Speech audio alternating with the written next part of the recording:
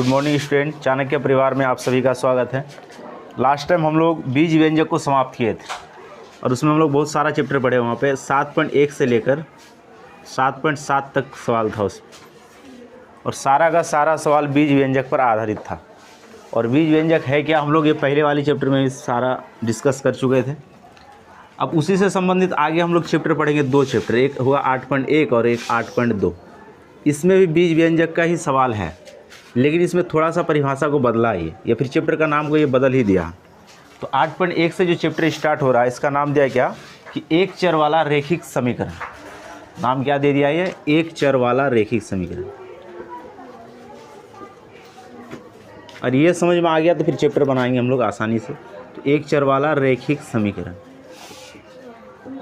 तो इसमें 2-3 वर्ड है, इसी को समझना है। देखो, सबसे पहले बात है कि ये बीज व्यंजक का एक चैप्टर है, इसमें सारा सवाल बीज व्यंजक का ही आएगा।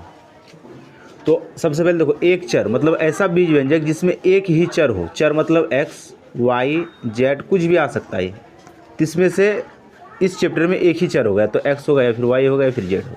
तो कोई एक चर आएगा और उस चर का अधिकतम घात एक ही होगा, अधिकतम घात एक, इससे ज़्यादा नहीं। तो ये एक चर समझ में आ गया। ये रैखिक मतलब होता है एक, मतलब उस चर का घात अधिकतम घात एक हो, उस रूप में जो बीज व्यंजक आएगा। और उस बीज व्यंजक जब किसी के बराबर हो जाएगा या फिर किसी के तुल्य हो जाएगा, तो वैसा बीज व्यंजक कहलाएगा क्या, एक चर वाला रैखिक समीकरण। कहने का मतलब कि हम लोग 7.1 से लेकर 7.6 तक 7 तक जो सवाल पढ़े, तो उसमें बहुत सारा सवाल पढ़े हम लोग बीज व्यंजक। लेकिन मान लो कि उसमें से एक सवाल इस प्रकार से था, मान लेते हैं कि ऐसा सवाल था वहाँ और था भी इस प्रकार का सवाल। अब देखो, ये बीज व्यंजक है। अब इसमें हम लोग कैसे ला सकते हैं इसको, तो देखो ये बीज व्यंजक है, इसमें चर आ गया और इस चर का अधिकतम घात एक है। कुछ नहीं तो एक है, लेकिन एक घात लिखा नहीं जाता। जब इस पूरा बीज व्यंजक को मान लो ये 2 के बराबर कर दिए, तो जैसे इस बीज व्यंजक में बराबर का चिन्ह आ गया, तो ये बदल गया समीकरण।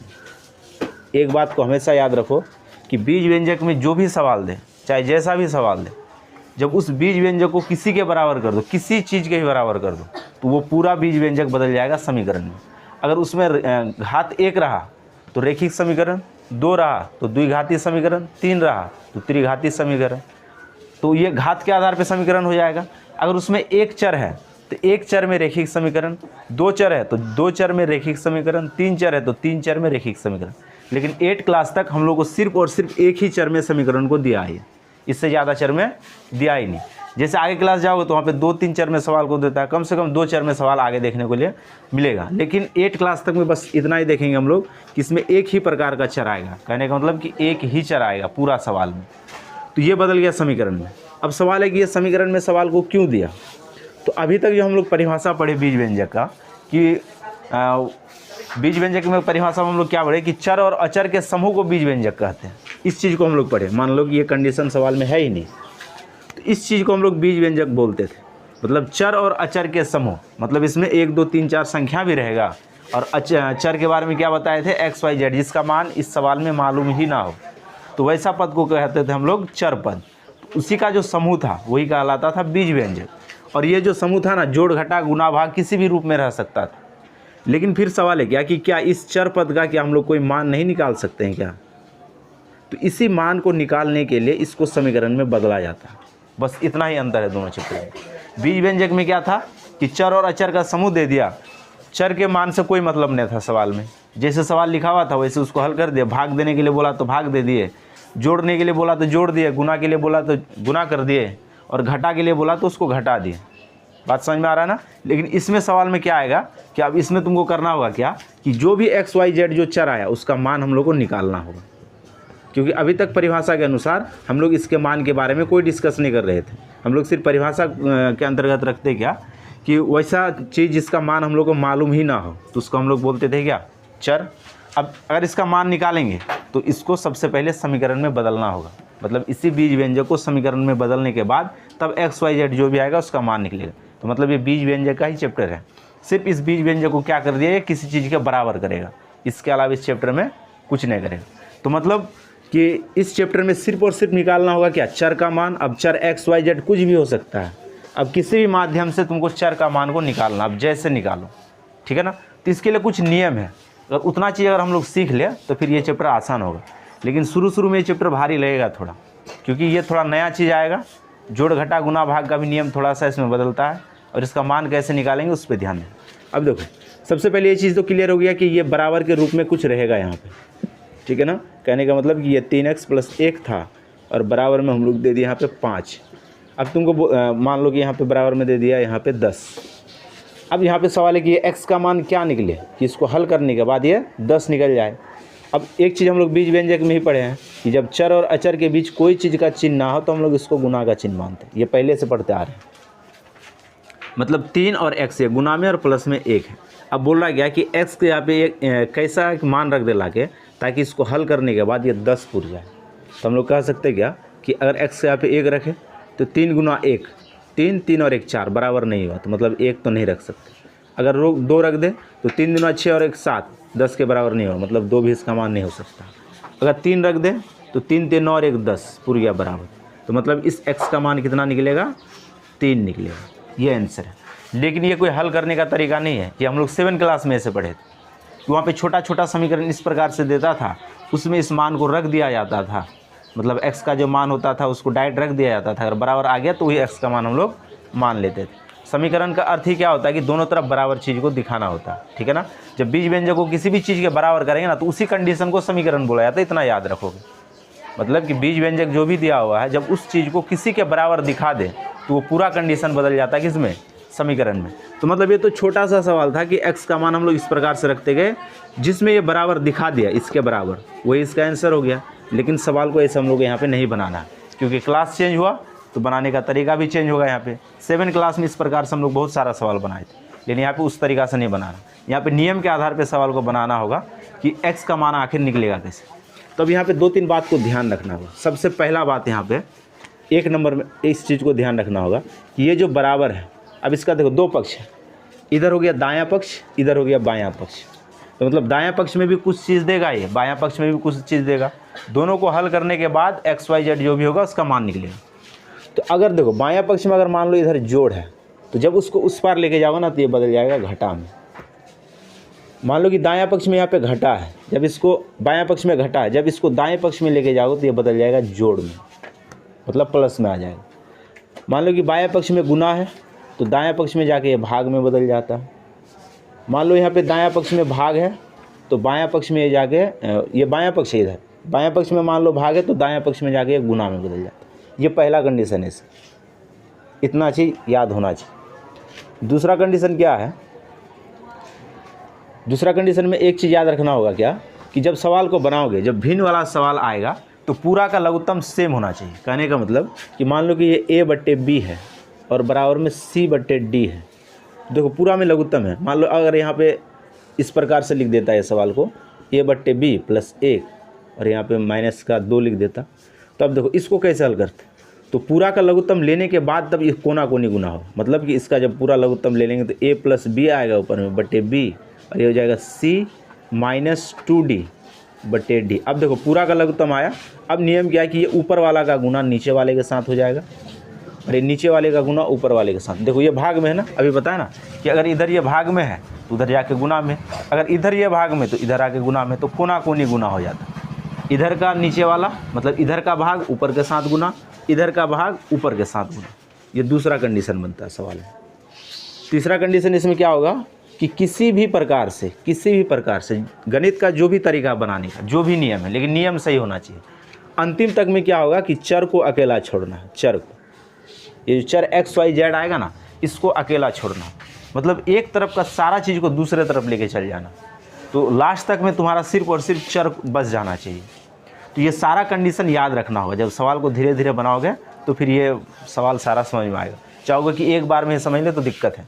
इस चैप्टर में थोड़ा टाइम लगेगा। जब सवाल को 1-2 बार बना लोगे तो फिर ये चैप्टर बहुत ही आसान लगेगा। तो ये 2-3 बात है, उसके बाद फिर सवाल बनाना आसान है। हम लोग को कुछ करना ही नहीं है, सिर्फ चर का मान निकालना है, x y z जो भी होगा मान निकालना। अब उसमें जो तरीका आ जाए तो उस तरीका को हम लोग देखेंगे और सवाल को आगे बनाते जाएंगे। तो चलो हम लोग सवाल को स्टार्ट करते हैं 8.1 से।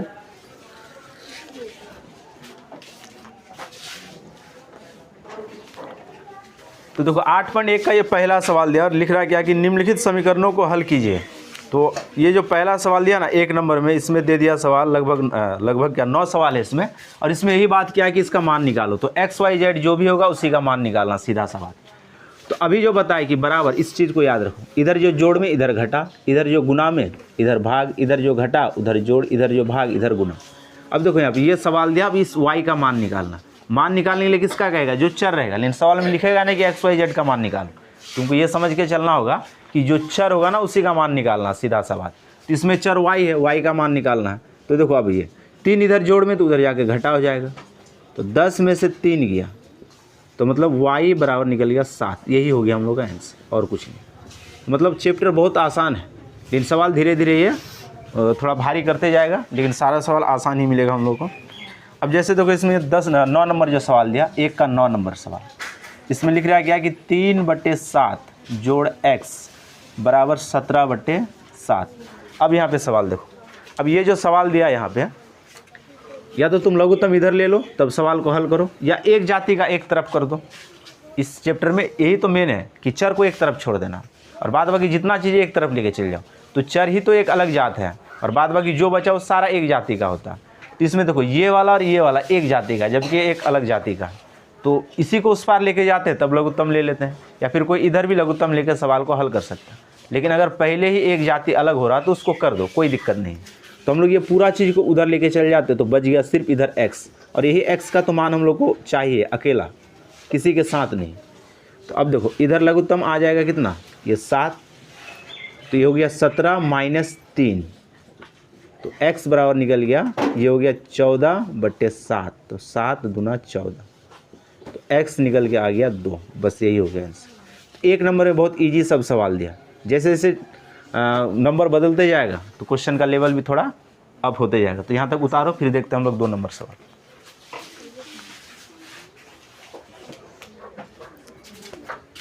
एक नंबर का सारा सवाल बन जाएगा। अब देखते हैं हम लोग 2 नंबर सवाल को। अब 2 नंबर में टोटल सवाल दे दिया ये 4 सवाल। अब देखते हैं 4 नंबर में, फिर वही बात बोला क्या कि जो समीकरण दिया हो उसको हल करके उसका मान निकालिए। तो इसमें लिख रहा है क्या कि 2y जोड़ 5/3 बराबर में दे दिया, फिर ये 26/3 माइनस y, ये सवाल है। हम लोग को y का मान निकालना है। अब एक ही चीज़ बताया क्या कि एक जाति को अलग करो, सीधा सवाल आंसर अपने आप आएगा। तो देखो यहाँ पे लघुत्तम लो या और यहाँ पे लघुत्तम लो, ऐसे भी सवाल बनेगा, या फिर एक जाति को पहले ही अलग कर दो उसके बाद लघुत्तम लो तो भी सही है। अब देखो यहाँ ये और ये एक जाति का, तो देखो ये इधर माइनस में, तो इधर लेके आ जाओ इसको, तो ये बदल जाएगा प्लस में, ये आ गया प्लस में। अब बराबर में देखो 26/3 है ही अपने जगह पे। अब देखो ये वाला चीज़ इधर प्लस में था तो उधर जाके हो जाएगा ये माइनस। बस निकल गया आंसर हम लोग का, और कुछ नहीं है सवाल। तो हम लोग लघुत्तम नहीं लिए, पहले इसको अलग कर दे, अलग अलग जाति का कर दे। तो ये एक जाति का आपस में जुटेगा या फिर घटेगा, तो 2y और y, तो ये कुल मिला के 3y हो गया। यहाँ पे लघुत्तम आ जाएगा 3, तो ऊपर में वैसे ही रह जाएगा। जब सेम एक जैसा लघुत्तम आता है तो ऊपर में कुछ परिवर्तन नहीं होता, जैसा है वैसा ही रह जाता। तो 3y बराबर 21/3। अब देखो 3 × 21, ऊपर में 7 बचा, तो मतलब 3y बराबर बच गया इधर 7। अब देखो 3 इधर गुना में, तो अभी बताएगा उधर जाके भाग हो जाएगा, तो y बराबर निकल गया 7/3। बस हो गया आंसर। तो 2 नंबर का सारा सवाल बन जाएगा। ये था 2 नंबर का 4 नंबर सवाल। अब इसमें जितना भी सवाल है सारा बना सकते हैं। इसको उतार लो, फिर आगे देखते हैं सवाल।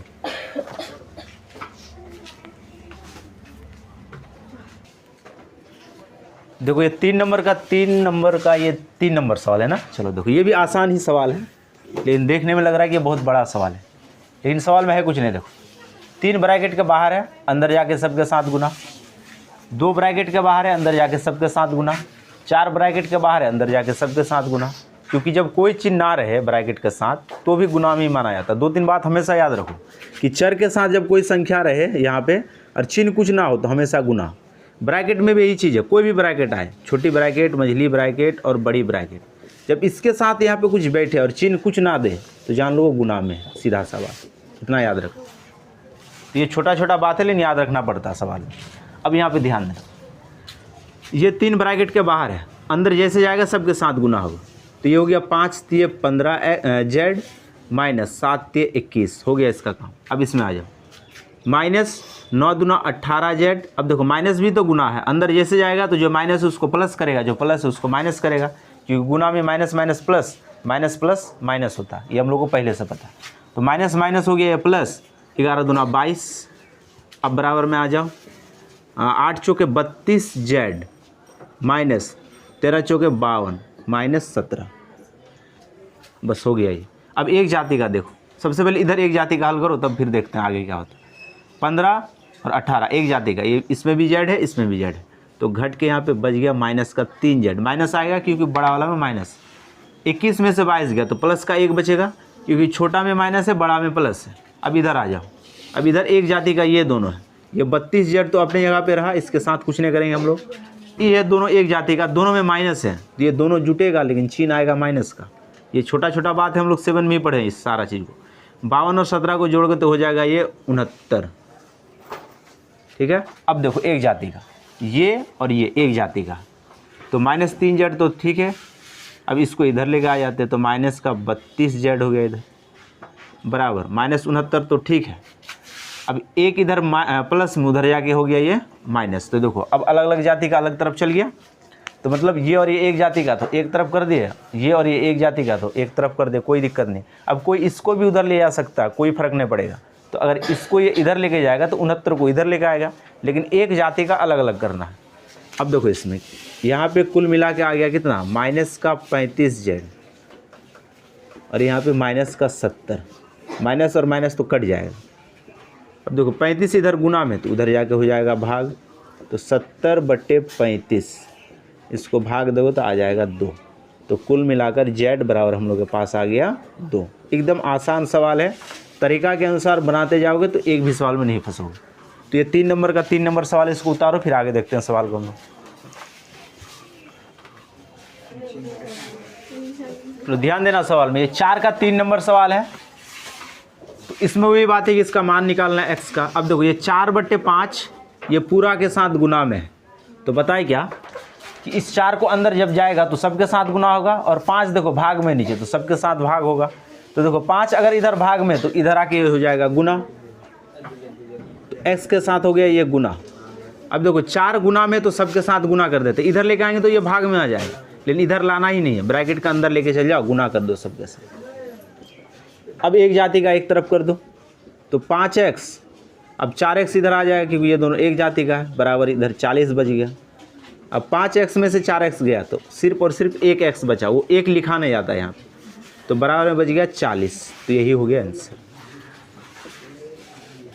तो सारा सवाल आसान है, तरीका सिर्फ समझ में आना चाहिए। अब हम लोग देखते हैं सवाल 5 नंबर में देखते हैं। 4 का सारा सवाल बन जाएगा, इसमें टोटल 4 सवाल ही दिया है। 5 में पहला सवाल लिख रहा है क्या, पहला नहीं, इसको हम लोग दूसरा नंबर में देखते हैं, क्योंकि पहला समझ में आ जाएगा अगर दूसरा बता दिया तो। देखो ये लिख रहा है इस प्रकार से सवाल,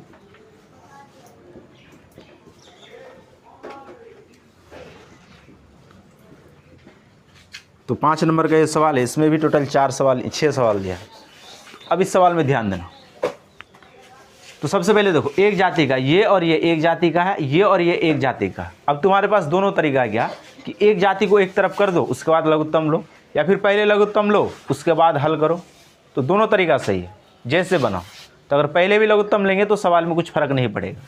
अगर एक जाति का एक तरफ करने के बाद लघुत्तम लेंगे तो भी कुछ फ़र्क नहीं पड़ेगा, आंसर उतना ही आएगा।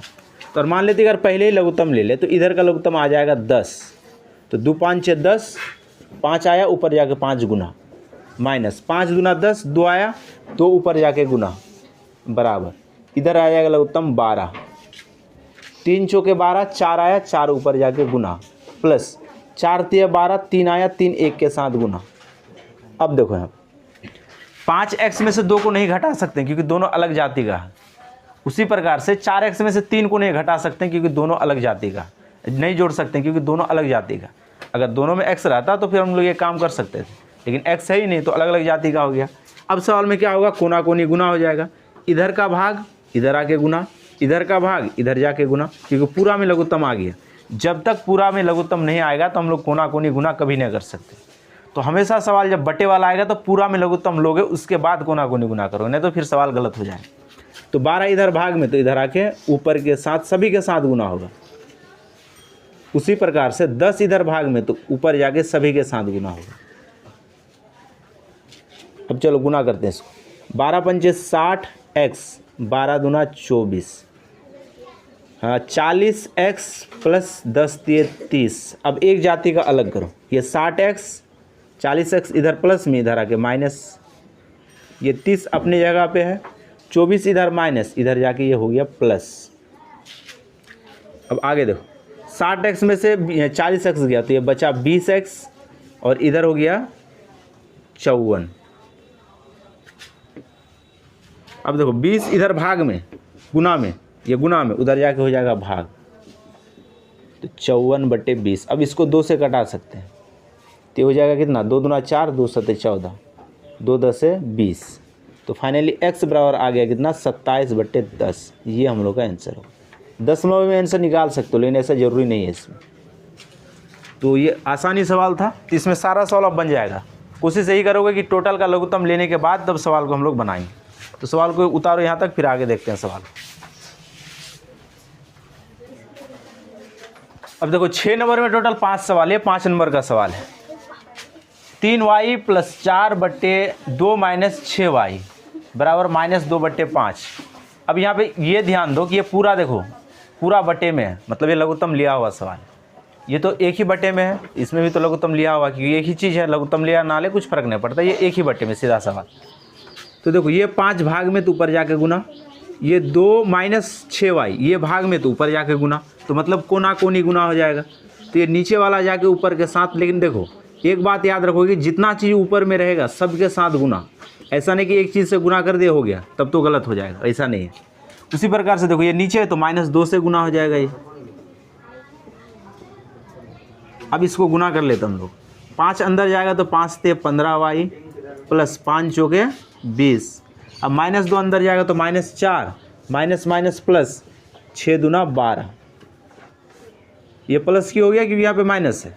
तो अभी बताया क्या कि गुना में minus minus plus, plus minus minus होता है। तो 2 प्लस में था और ये माइनस में, तो प्लस माइनस माइनस हो गया। 6y माइनस में था तो माइनस माइनस प्लस हो गया। अब एक जाति का एक तरफ करो, तो 15y ठीक है अपनी जगह पे। अब 12y को इधर लेकर आ जाते हैं, तो उधर प्लस में तो इधर आ गया माइनस में। अब देखो बराबर में माइनस तो 4 है, 20 इधर प्लस में, उधर जाके हो गया ये माइनस में। अब एक एक जाति का चीज़ अलग अलग हो गया। तो 15y में से 12y घट गया, तो ये बच गया 3y और इधर हो गया माइनस का 24। अब 3y के साथ गुना, तो उधर जाके हो जाता है ये भाग, तो 3 8 24। तो फाइनली y बराबर निकल के आ गया माइनस का 8। तो आसान सवाल था, दिक्कत है ही नहीं सवाल। ये हो गया कंप्लीट 6 नंबर तक। यहाँ तक उतारो, फिर देखते हैं सवाल को आगे हम। तो देखो यहाँ पे हम लोग 6 नंबर तक सवाल को कंप्लीट किए। अब इसमें देखो टोटल सवाल दे दिया 11 तक सवाल दिया, 11 नंबर तक दिया। तो पहले वाले वीडियो में हम लोग देख लिए 1 से लेकर 6 तक। अब नेक्स्ट वीडियो में हम लोग डिस्कस करेंगे 7 से लेकर 11 तक। तो यहाँ तक जितना भी सवाल अच्छा से बनाओगे, इसमें जो दिक्कत होगा तो नेक्स्ट वीडियो में उसका चर्चा करेंगे, उसके बाद हम लोग आगे बढ़ेंगे।